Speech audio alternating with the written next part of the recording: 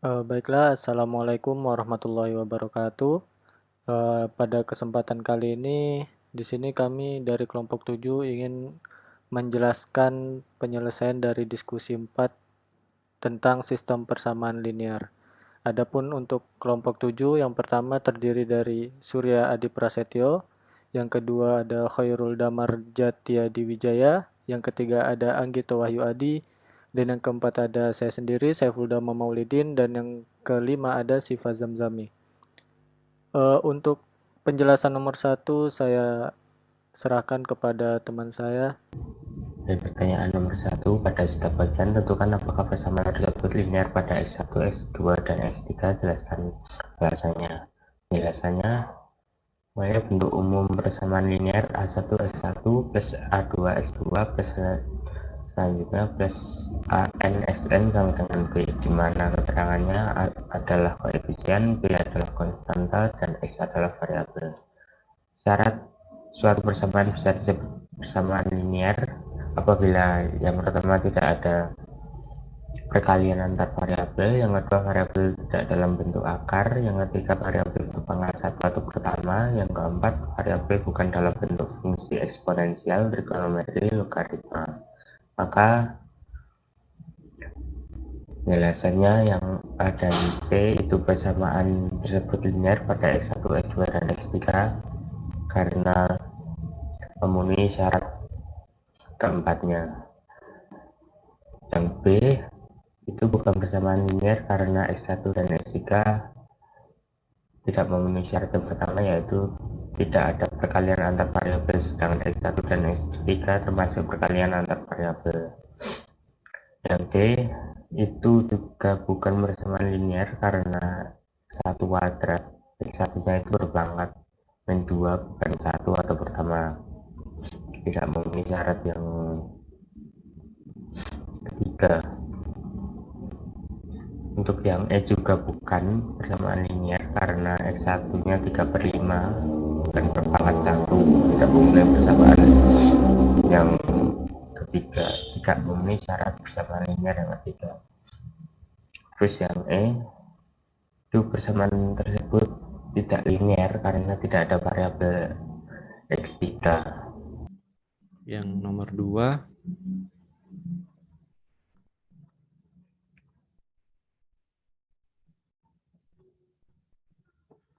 di sini langkah pertama kita masukkan ke dalam bentuk matriks terlebih dahulu.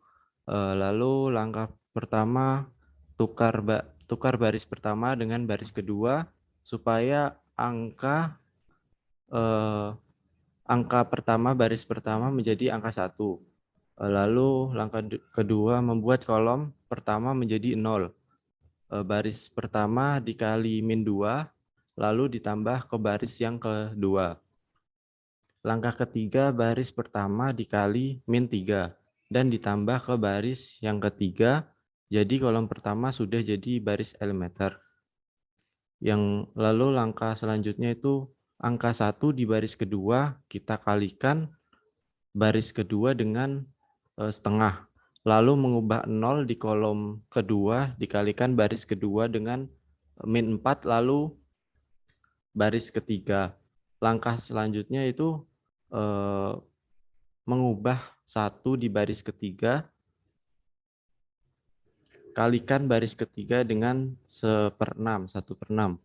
Lalu merubah 0 di kolom kedua, 0 di atas itu, kita kalikan dengan baris kedua kali 3, lalu ditambah ke 1. Langkah selanjutnya itu kita membuat 0 di kolom ketiga, kita kalikan baris ketiga dengan 3/2, ditambah baris kedua, lalu yang terakhir baris ketiga dikali dengan 7/2, ditambah ke baris yang ke-1. Jadi hasil dari X, Y, Z, X-nya yaitu 13/6, Y-nya 0, dan Z itu 1/3.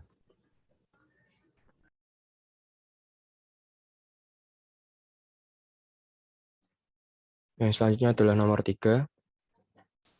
Gambar di bawah ini menunjukkan jaringan di mana kecepatan aliran dan arah cabang tertentu. Tentukan besar laju aliran dan arah aliran cabang yang tersisa. Yang pertama adalah kita dengan menentukan arah, dimisalkan dengan X1, X2, X3 dengan arah random atau acak. Sesudah menentukan X1, X2, X3, sekarang kita akan membuat notnya. Yang pertama not A. Not A yaitu misal kita ada di tengah, maka not A itu diapit dengan X1 dan X2. X1 plus X2 sama dengan 50. Positif karena arah yang berlawanan. Not B juga sama. Not C diapit dengan X3. Not C diapit dengan X3 dan 50. Maka sama dengan X3 sama dengan 40 min 50 sama dengan X3 sama dengan min 10. Not D diapit dengan X1 dan 50 dengan arah yang berlawanan sama, maka akan menghasilkan positif sama dengan 60 dan X1 sama dengan 10. Selanjutnya, ketika sudah menemukan X1 dan X3-nya, maka akan menghasilkan sistem linear X1 plus X2 sama dengan 50, X2 plus X3 sama dengan 30, X3 sama dengan min 10, dan X1 sama dengan 10. Maka kita di sini akan mencari X2 dengan mensubstitusikan X1 atau X3 ke persamaan. Itu dengan cara X3 dan X1 sudah diketahui, maka 10 plus X2 sama dengan 50, X2 sama dengan 50 per 10 sama dengan 40. X2 plus min 10 sama dengan 30 per 10 sama dengan 40. Jadi dapat diketahui di sini bahwa X2 sama dengan 40.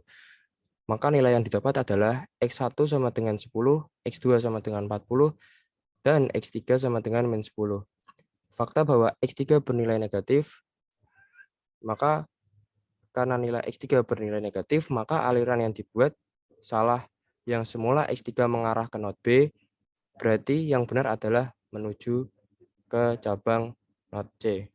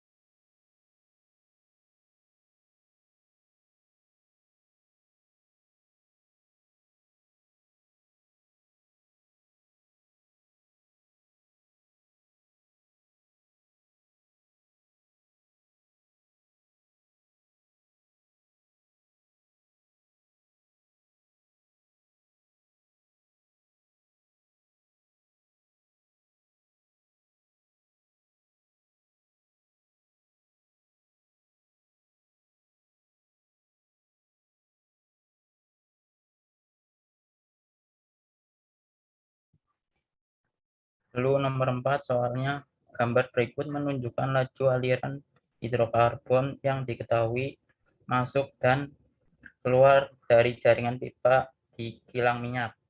1. Siapkan sistem linear yang solusinya memberikan laju aliran yang tidak diketahui. 2. Selesaikan sistem untuk laju aliran yang tidak diketahui. 3. Temukan laju aliran dan arah aliran jika X4 sama dengan 50 dan X6 sama dengan 60. Pertama kita buat seperti tabel biar lebih gampang. Untuk simpangan A arus masuk 200, terus arus keluarnya X1 ditambah X3. Untuk simpangan B arus masuk 150 ditambah X3, lalu arus keluar X4 ditambah X5. Nah, untuk simpangan C arus masuk 25 ditambah X1 dan arus keluar X2. Simpangan D arus masuk X2 tambah X4, lalu arus keluar X4 tambah 175. Dan yang terakhir simpangan E X5 tambah X6, lalu arus keluar 200. Lalu kita masukkan angka-angka tersebut. Yang pertama, X1 tambah S3 sama dengan 200, S4 dan S4 tambah S5 150, X2 tambah X1 sama dengan 25, X2 tambah X4 175, dan X5 tambah X6 sama dengan 200. Diketahui X4 sama dengan 50 dan X6 sama dengan 0. Maka S5 tambah S6 sama dengan 200, S5 sama dengan S5 ditambah 0 sama dengan 200, S5 sama dengan 200. Langkah selanjutnya, X4 ditambah X5 dikurangi X3 sama dengan 150. Lalu 50 tambah 200 dikurangi X3 sama dengan 150. X3 berarti sama dengan 100. Nah, langkah selanjutnya X1 tambah X3 sama dengan 200. X1 tambah 100 sama dengan 200, X1 sama dengan 200. Langkah selanjutnya X2 kurangi X1 sama dengan 25, X2 kurangi X1 yaitu 100 sama dengan 25. Ya, jadi S2 sama dengan 125.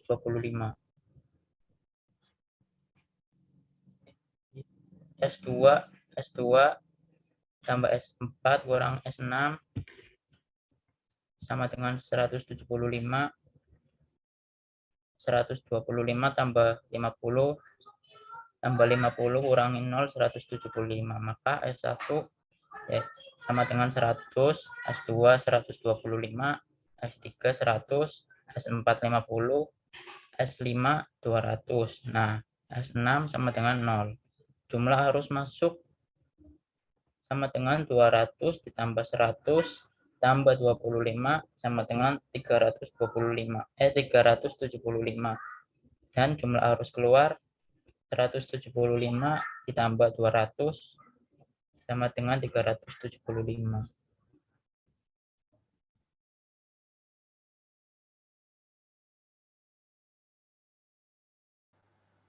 Baiklah, selanjutnya untuk soal nomor 5, di mana kita diharuskan untuk mencari persamaan yang seimbang untuk reaksi kimia yang ada, yang dimana untuk reaksi kimia yang pertama yaitu C3H8 plus O2 bereaksi menjadi CO2 plus H2O.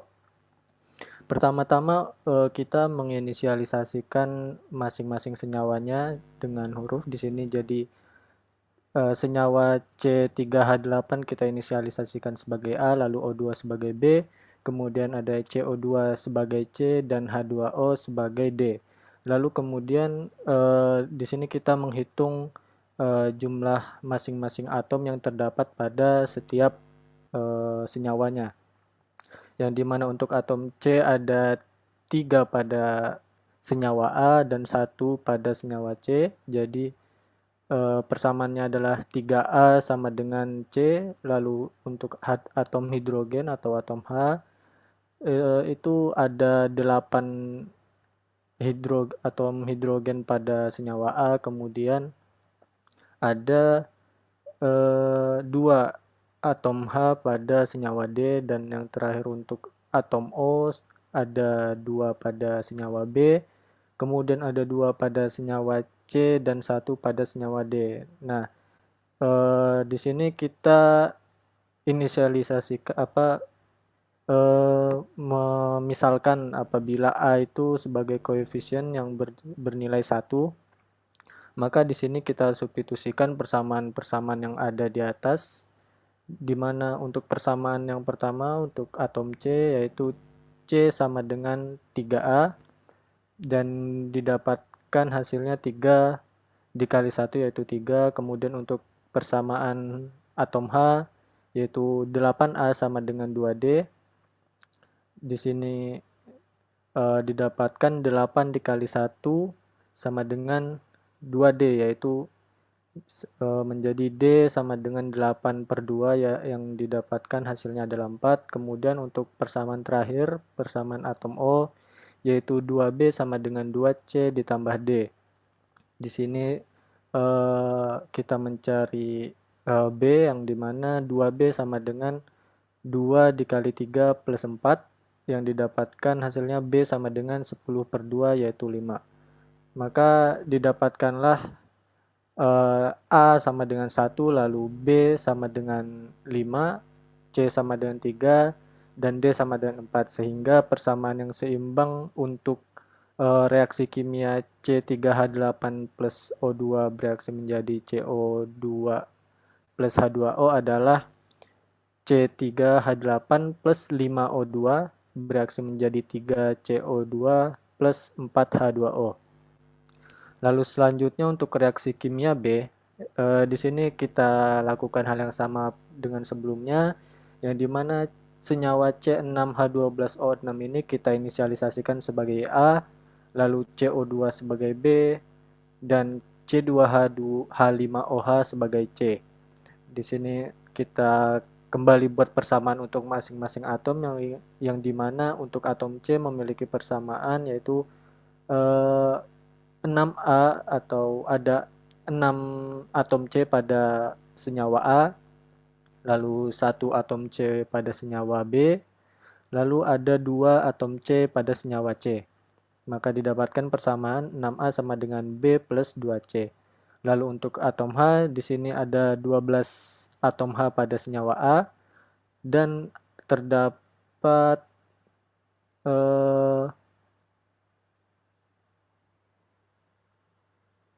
terdapat 6 atom H pada senyawa C. Jadi didapatkan persamaan 12A sama dengan 6C. Dan yang terakhir untuk atom O, yang dimana terdapat 6 atom O pada senyawa A, lalu 2 atom O pada senyawa B, dan yang terakhir 1 atom O pada senyawa C. Di sini kita kembali menginisialisasikan A sebagai koefisien yang dimana bernilai 1. Maka di sini kita substitusikan persamaan di atas. Yang pertama kita mulai dari atom H, yang dimana sudah diketahui A-nya terlebih dahulu. Jadi 12A sama dengan 6C, maka didapatkan 12 dikali 1 sama dengan 6C, maka C sama dengan 12/6 yaitu 2. Lalu untuk yang terakhir, di sini untuk persamaan atom C, yang dimana 6A, persamaannya adalah 6A sama dengan B plus 2C, maka 6 dikali 1 sama dengan B ditambah 2 dikali 2, yang dimana didapatkan 6 sama dengan B plus 4, lalu kita pindahkan posisinya, yang didapatkan B sama dengan 6 min 4 yaitu 2. Nah, maka sudah didapatkan untuk setiap senyawanya, di mana A sama dengan 1, lalu B sama dengan 2, dan C sama dengan 2. Sehingga persamaan yang seimbang dari C6H12O6 bereaksi kepada CO2 plus C2H5OH adalah C6H12O6 bereaksi bereaksi menjadi 2CO2 plus 2C2H5OH. Baiklah, sekian penjelasan diskusi 4 mengenai sistem persamaan linear dari kelompok kami. Terima kasih telah memperhatikan. Wassalamualaikum warahmatullahi wabarakatuh.